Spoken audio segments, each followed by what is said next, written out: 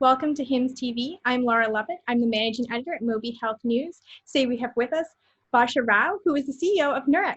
Thanks so much for coming on. Hi, Laura. Thanks for having me. Now, we've seen a lot of changes in 2020. Can you just walk us back through the year? What have we seen in terms of digital health this year? Well, yeah, 2020 has been a long year, and I think we've seen a tremendous amount of change. Probably, I would say about 5 years worth of change compressed into 1 year. It's, really been about huge acceleration. So early in the year, we saw a huge acceleration and adoption of telehealth. And I think that is something that, I think we at Nurx have really kind of really strived to meet that challenge and scaled up our teams and all of our experiences in order to meet. We've seen tremendous growth, over 50% increase in requests year over year. We've seen over 100 for birth control, which is one of our areas of focus, but we've also seen other areas of service like STI testing and emergency contraception grow by over 100% year over year. So I'd say tremendous adoption of telehealth driven by COVID and the stay-at-home orders, but also driven by the fact that often people were, not comfortable going into a pharmacy. And so the end-to-end platform that we offer at Nurx has been something that I think has really resonated with people. And I think you'll see a lot more of that also going forward. So, at Nurx, we offer the ability to do a diagnosis for patients in an asynchronous modality, but then we offer the ability to get medication delivered to your home. So that end-to-end enables people to get care without ever, leaving their couch, so to speak. And I think that has been something that has really resonated. I'd say the other big things that we've seen is that, again, have driven people towards telehealth in particular is the access and some of the cost elements of care as well. Historically, it's always been challenging to get a doctor's appointment. It's often taken 24 days to get an appointment, a primary care visit. It often has other costs involved that are hidden costs. So things like transportation costs, time that you have to take away from the office, childcare costs. This year in particular, where you've seen a lot of economic disruption and people, women in particular have been more hit by unemployment than men, given just the service nature of the jobs that some of them hold. And so I think we've seen also more females in particular leaning towards telehealth in order to find cost-effective quality care. So those are some of the two of the things that we're seeing that have been very impactful for us. Yeah, and I want to dive a little bit into that women's health space.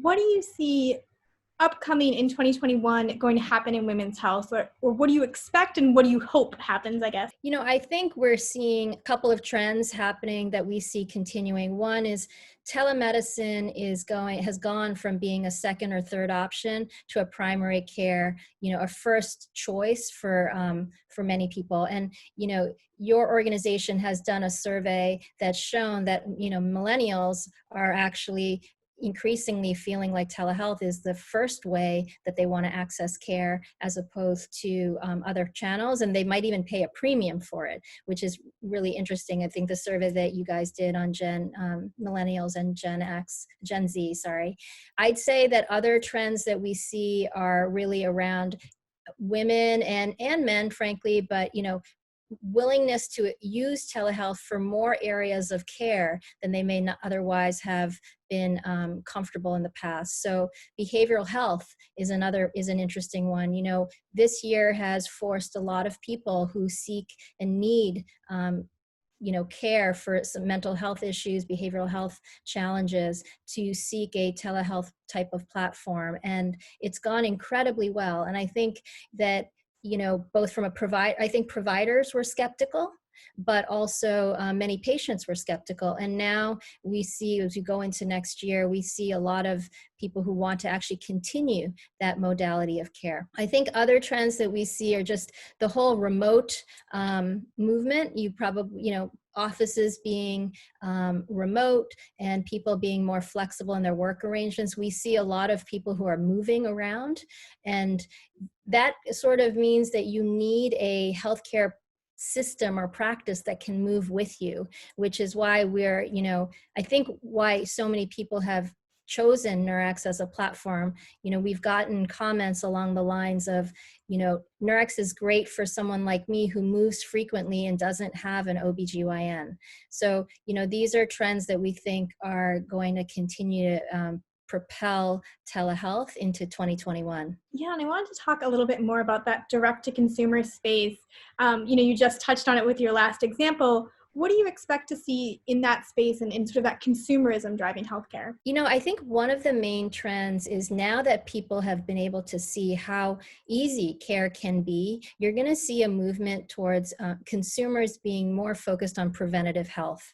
You know, often the physician visit has been a barrier to some of the reasons why people, for whatever condition, maybe haven't gotten onto a statin or haven't gotten onto contraception or haven't taken, PrEP for HIV prevention. There's so many areas where preventative health is so important, but, that initial visit is often the barrier to that. And we see a tremendous a consumer-driven approach to preventative health going into 2021, which I think is actually very healthy for both patients as well as the healthcare system at large, because the more people are caring about themselves, a priority or on a preventative manner, they can help to have better outcomes for themselves. So interesting. And I'm really looking forward to seeing what happens next year. And please keep us up to date with any news Nurx has coming out. Thanks very much. Yeah, we're looking forward to a great 2021.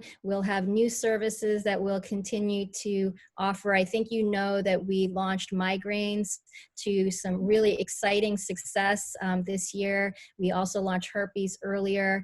And so we'll be continuing the movement to launch new services as we go into 2021. And we'd love to tell you more about them. Great. Thanks so much.